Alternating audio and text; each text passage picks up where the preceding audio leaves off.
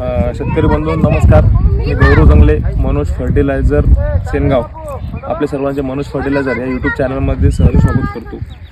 तर आज व्हिडिओ बनवायचं उद्दिष्ट म्हणजे बऱ्याच शेतकऱ्याचे फोन येत आहे. आपण बघत आहे सर्वीकडे हळद काढणं चालू आहेत आणि मागील 2 वर्षांमध्ये जे काय आहे हळदीची लागवड बऱ्याच प्रमाणामध्ये झाली आहे आणि यावर्षी पण हळद पिकाची लागवड जास्त प्रमाणामध्ये होईल ही अपेक्षा आहे. तर बऱ्याच लोकांचे आम्हाला फोन येत आहे की भाऊ बेण्यासाठी काहीतरी मदत करा, बेणे कसे लावायचे, कोणते लावायचे. तर त्या संबंधी आपण आज हा व्हिडिओ घेत आहे. तर बेणे लावायच्या अगोदर सर्वात महत्त्वाचे म्हणजे बेण्याची निवड करणे. तर बेण्याचे 2 प्रकार असतात.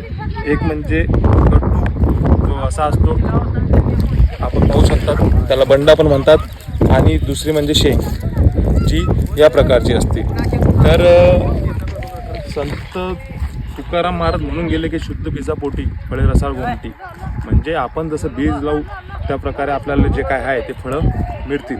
म्हणून बेण्याची निवड करण्या अगोदर आपण बेणे कोणाकडून घेतो ते महत्त्वाचे आहे.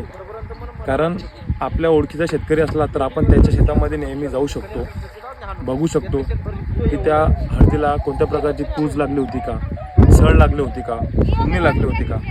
जर का अशा प्रकारचे बेणे असले तर ते आपल्याला घ्यायचे नाही, कारण त्यातून आपल्याला जे काय आहे उत्पन्न तेवढ्या प्रमाणामध्ये येत नसते. म्हणून बेणे निवड करताना बेणे जे आहे ते आपल्याला निरोगी व सशक्त असले पाहिजे. बेण्याला जे काय आहे ते अशा प्रकारे 5 डोळे असणे महत्त्वाचे आहे आणि बेणे कमीत कमी 30 ग्राम जे आहे ते बेण्याचे वजन पाहिजे. आणि जर का गट्टू लावायचं असलं तर गट्टू पण निरोगी आणि त्याचे वजन कमीत कमी 50 ग्राम असायला पाहिजे. तरी आपल्याला अजून माहिती जर का हवी असेल, बेणे लागत असेल, तर मी माझा नंबर तुम्हाला स्क्रीनवरती शेअर करतो.